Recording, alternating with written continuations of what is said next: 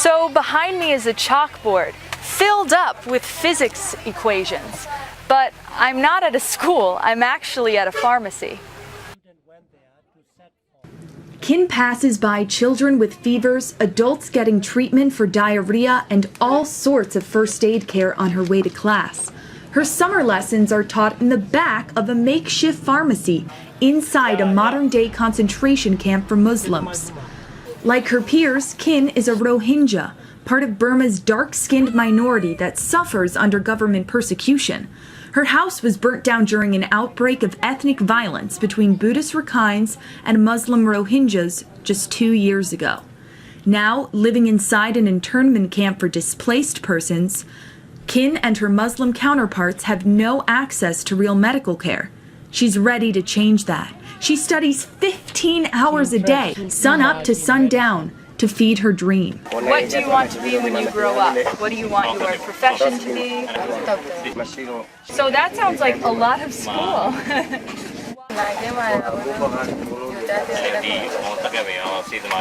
Behind this wall is a pharmacy where so many suffering people are coming every single day in order to get treatment, but there's no doctor.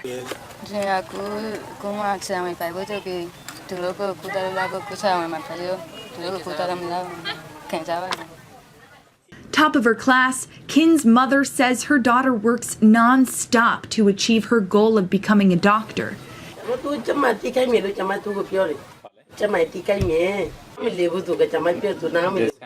Kin is one of 12 siblings, 3 who have already graduated from college. But since Kin is a Muslim, it will be nearly impossible for her to attend medical school now. Since the violence 2 years ago, Rohingyas have been denied admittance to university, and Kin will be forced to quit after the 11th grade.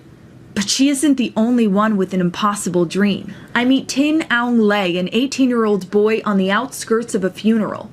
There is a university in Bume. Can you go there? But I cannot go there. There's a lot of security cops here.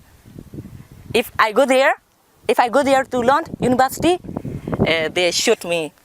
They're by gun.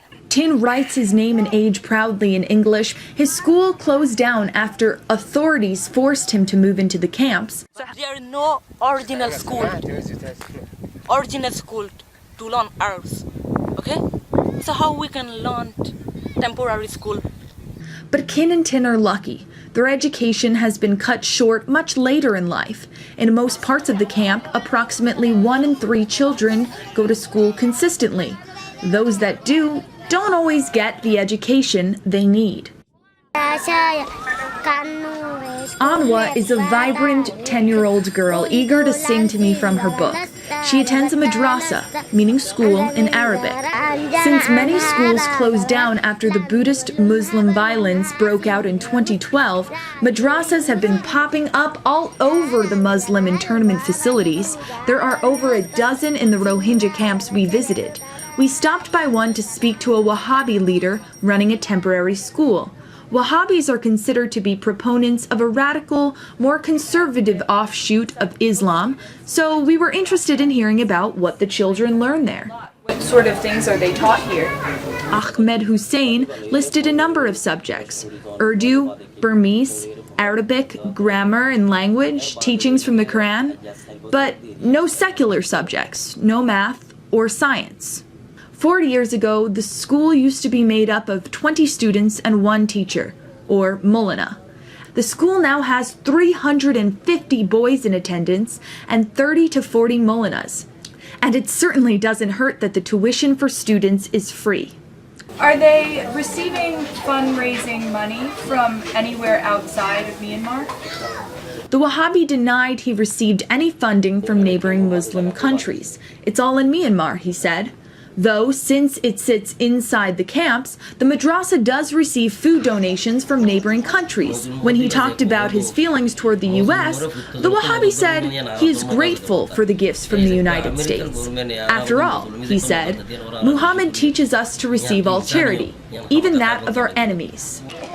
But what is education like for Muslims living outside the camps? There's something to be said about taking the road less traveled. Here in the remote villages of western Myanmar, we're not quite sure what we'll find. We traveled 4 hours due north into rural villages to find out. Is bumpy road something that you're pretty used to? In the Rohingya village of Zizar, Muslims are surrounded by Buddhist Rakhine villages and equally cut off from the outside world. They're even watched by security guards who, don't worry guys, are there for everyone's safety? But since violence erupted in 2012, children in Zizar who used to attend school alongside Buddhist classmates in the neighboring village are no longer welcome. A 17-year-old teacher and high school graduate now gives lessons in a makeshift classroom. In the back of a health clinic, Susuyan proudly wrote her name for me. She's writing it in English. She wants to be a teacher too when she grows up. But some children can still not afford to attend Zizar's temporary schoolhouse.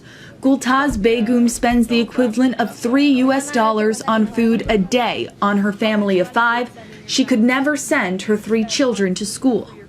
A couple miles away in Yethe, I meet a smiling 20-year-old, my same age, bursting with laughter as she jokes about what my bride price would be. 5 to 10 cows. How many cows are in this village? Sejun says I'm worth at least 5 cows in gold because I'm educated. But behind the smile is a tough reality.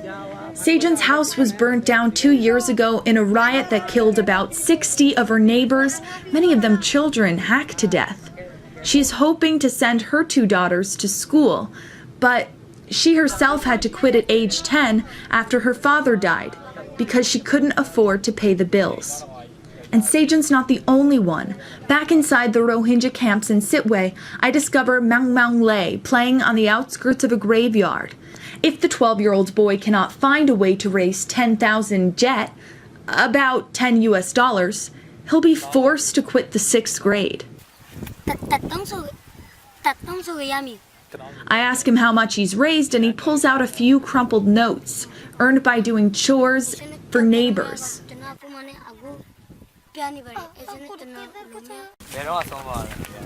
Then he leads us to the graves of his family.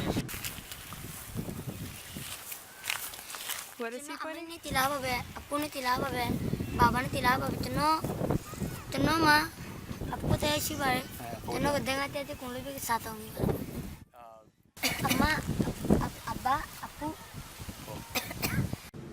I ask Maung Maung what he will do to try to attend school.